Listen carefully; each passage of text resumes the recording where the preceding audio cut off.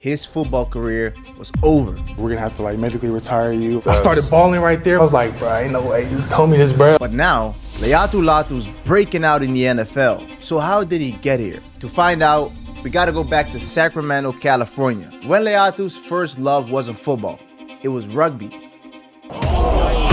I love rugby. Rugby made me the athlete I am today. Yeah. But I mean, there's no money in that. My mom wanted me to get the education because I could have went pro after high school for rugby.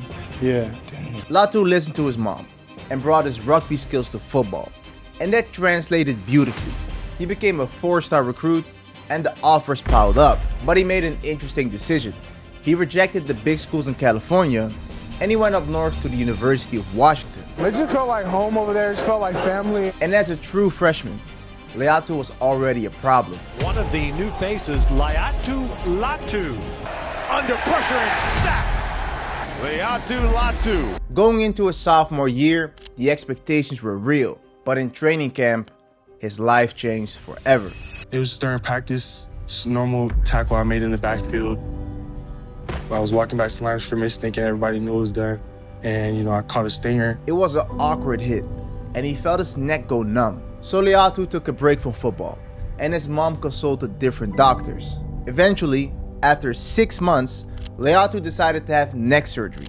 And finally, it felt like the nightmare was over until he walked back into the facility. They're like, yeah, we're gonna have to medically retire you. I'm like, shoot, I'll do anything. My body still feels fine. I'm walking around like nothing feels wrong. Give me some time. I'll sign anything so that you guys aren't liable. They kind of just shrugged it off nah, we can't do that. A couple of announcements here, and this is a sad one. Laiatu Latu had a neck injury last fall. He had surgery. He's doing fine. He's recovering, but he's gonna have to retire from football. My heart dropped.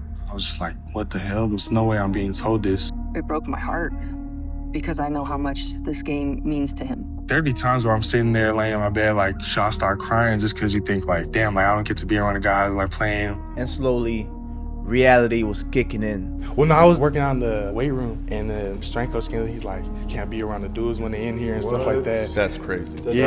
I started bawling right there when he walked away. I was like, bro, ain't no way you told me this, bro. I'm trying to get my work in. Come on, bro. Really, that was the lowest point, not being able to play, but also these dudes that I love, I see on the field, they're at the games, practices. It's been a real spiritual journey for me, and I got to thank God for everything. But ever since he got the news, something felt off. He knew his body, and deep down, he knew he could still play. After that moment, I was like, shoot, I'm about to prove all these people wrong. I'm coming back no matter what. And I really just worked every day there was a game that weekend. I was working I was going to get that clearance. But to really believe he could come back, he had to test his body. So he went back to his first love, rugby. Played rugby though 2 months after my surgery. What? Rugby? Grade, you weren't going to jog or going to the gym. No, I'm going to play rugby. Nah, because these dudes are 30 years old, 25-year-olds running around hard as hell, bro. Big as hell. And I went out there, I was doing that, popping these old men. So I mean, that just gave me more confidence to be I can still do this football thing. And then the head coach for the Seattle Seawolves, it's a professional MLR team. Bro, he called me up. I was like, what? No way. And he wanted me to come down for a 3-day camp. Did the 3-day camp, and he wanted to sign me to their team. This was a couple months after they told me you can't play. So I'm sorry I wasted your time, but football's my passion. Yeah. But Latu wasn't the only one fighting to keep his dream alive. While he's staying ready, his mom is hustling, call after call, looking for other opinions. And after 6 months of searching, she got referred to this doctor in LA. Robert Watkins. He works out here in Marina Del Rey at Cedar Sinai. Because he did surgery on Peyton Manning and Danielle Hunter too. And we went to go see him. My mom flew me out there with her. He looked at my scans. Well, I was nervous as heck before that. I was clammy hands, nervous, sweating, and I kind of expected the worst, Right. And when he came out, he was like, yeah, I'll clear you. You look good, and you passed all the physical tests and stuff like that. It just felt like I got my heart back. After that meeting, I got to my car and called my mom, just crying, telling her what happened, just because, she couldn't be there, but told her what happened. I got cleared, and, it was game on from there. I locked in, And then him being out here in LA, that's who UCLA refers to, for the surgeon. Nice. And then the team doctor was like, if the surgeon on board, I'm on board, and pretty much worked out that way. It felt unreal.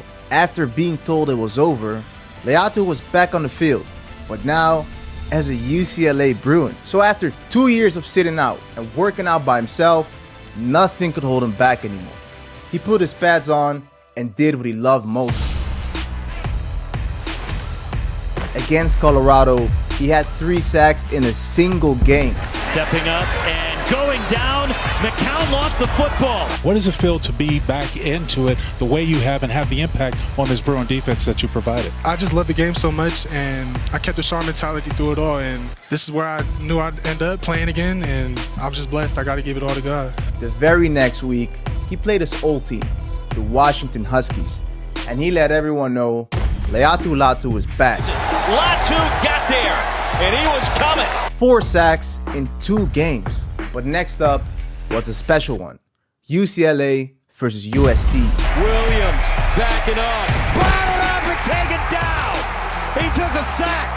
Latu. In his first season back, he led the team with 10.5 sacks and 12.5 tackles for loss, making the All-Pac-12 team.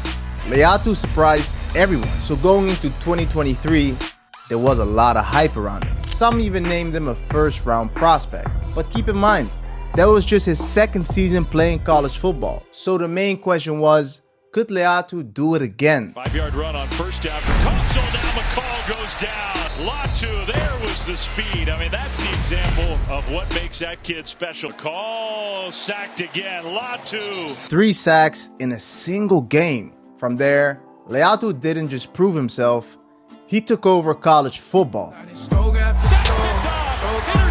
the 25. Latu.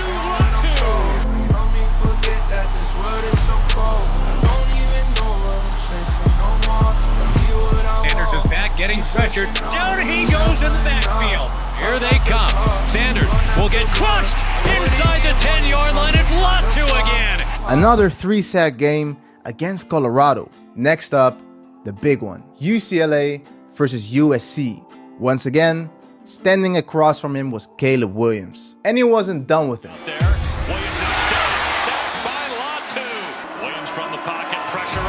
Williams hit, and it's Latu with back-to-back sacks. He was medically retired because of a neck injury when he was in Washington just a couple years ago, and now he's one of the best pass rushers in the country. He finished the season with insane numbers. 13 sacks and 21 tackles for loss. So the awards piled up. He was named Pac-12 Defensive Player of the Year and a finalist for the Lombardi Award, given to college football's most outstanding lineman.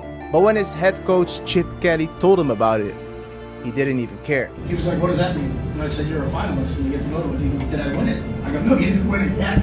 He goes, "Why are you telling me now?" And I said, "Because I'm going to tell the team after practice." And he goes, "I don't want you to tell the team. I just want to win the game this week, and it's all about the game. I don't care about awards." That's what makes Latu special. The Lombardi Award winner is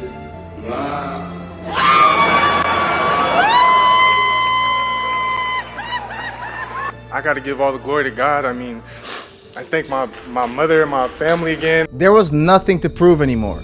Laiatu Latu was ready for the NFL. Best defensive player in the draft is Laiatu Latu. I think this was clear as day. Latu is one of the best pass rushers we've seen since collecting data on college football since 2014. The neck injury is going to be something that gets brought up throughout the draft season. The medical wasn't a question, and he might be my edge number 1. I don't know what you're going to see. I don't know how I'm going to react. It's crazy. I'm going to be happy anywhere I go, but hopefully like one of the tax-free states. That's all I've been thinking about. With that, we welcome you to night 1 of the 2024 NFL Draft. When I'm back there, I was sweating through my suit, nervous, like walking back and forth. 14 picks went by, and not a single defensive player was taken off the board until pick 15. Hey, I'm getting a call right now.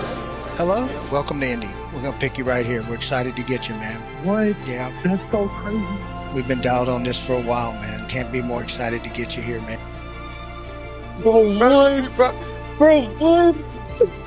With the 15th pick, the Indianapolis Colts select Laiatu Latu. But not everyone was sold on the pick. I know a lot of teams passed him, some didn't with the neck injury. Just how long will he hold up? I gave it a B-. Like our doctor said, he just played 2 full years with it and had 22.5 sacks. So the next day, Laiatu showed up to Indy with a fresh arm tattoo.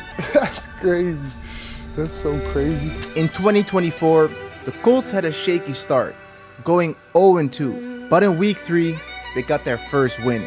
And that was because Laiatu Latu had his first NFL sack against a guy he knows pretty well. First down and 10. Williams was looking deep. Lost the football. Laiatu Laiatu Latu forces the fumble. As soon as I got that sack, I was like, damn, I just made a sack in the NFL. Like, that's definitely a moment I'll never ever forget. I feel that's the happiest I've ever been in my life. Laiatu kept improving. The game slowed down, and he had his flashes. Huntley in trouble. Down he goes. Laiatu Latu, the rookie from UCLA. Laiatu had a decent year. The potential was certainly there, but he knew he was capable of much more.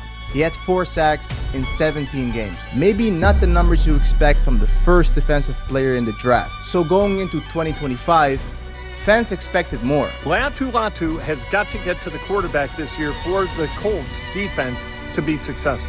Going into year 2, I feel like, I know what's coming. I'm ready. Tagovailoa with time. Now fires over the middle, picked off. It's Latu, his first career interception.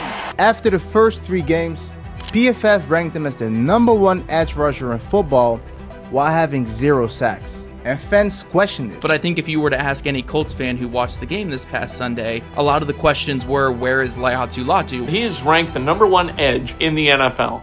That seems crazy to me. So Laiatu shut down the noise and made himself undeniable. For all the people, including myself, who said, where's Latu last week? Well, there he is. Time for Geno Smith. Batted in the air and intercepted by the Colts. Laiatu Latu gets the deflection. Rodgers steps up. Rodgers is dumped.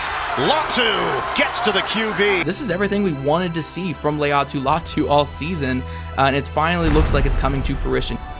Ball tip and caught at the 5. Wow. Latu makes the play. What a play it was. That was his 3rd interception of the year.